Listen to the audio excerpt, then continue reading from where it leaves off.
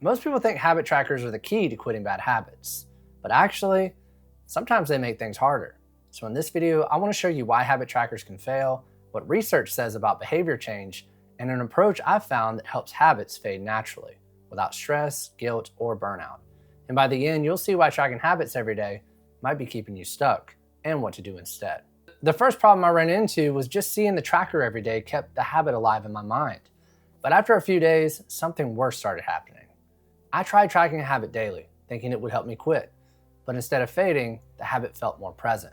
Seeing the reminder triggered the urge. And at first, I thought I just needed to push through it. I tried logging more details, setting more strict rules, but nothing worked.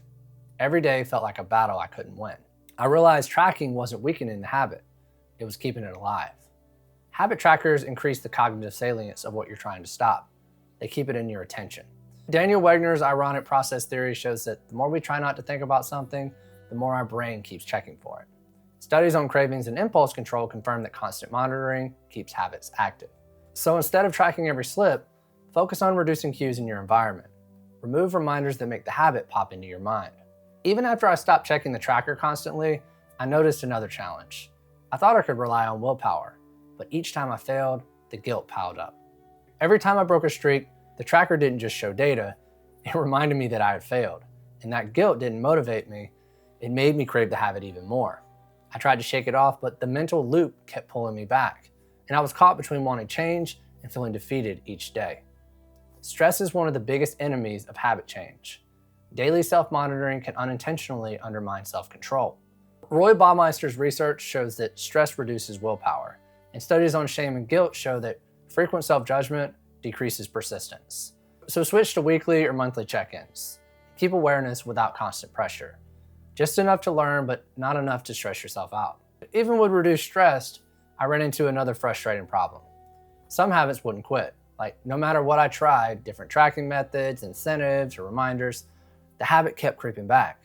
I realized tracking helped me start habits, but for habits I wanted to stop, like scrolling or snacking on junk food out of boredom, it wasn't helping. So I experimented with more tricks, timers, alarms, accountability partners, but each solution only partially worked, and old habits returned in those bored moments. Different habits need different strategies. Tracking works for starting, but not so much for stopping habits, in my experience at least. Inhibition habits respond better to identity shifts and environmental changes than constant monitoring.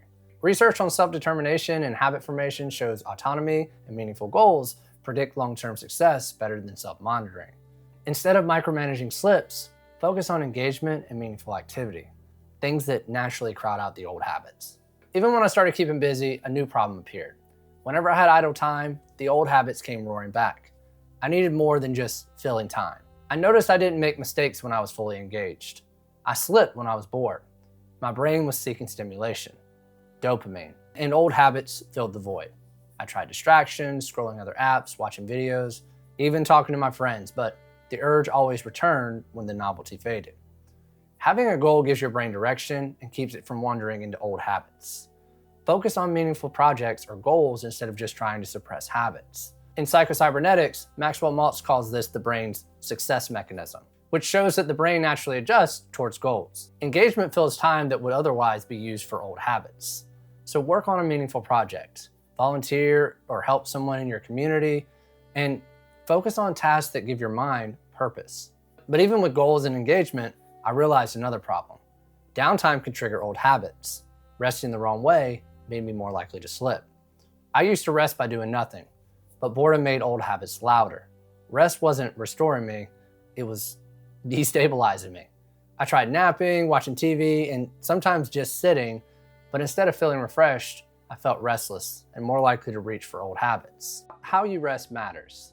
Rest that engages your mind in general activity protects you from old habits. Active rest, which is creative or general engagement, restores energy without triggering cravings. Neuroscience research shows that idle time often increases rumination.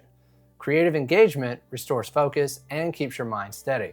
So do something simple like drawing or painting, take up writing or read a book, or just go on a walk. Habit trackers aren't useless, but for habits tied to boredom or emotion, constant monitoring keeps the habit alive and increases stress.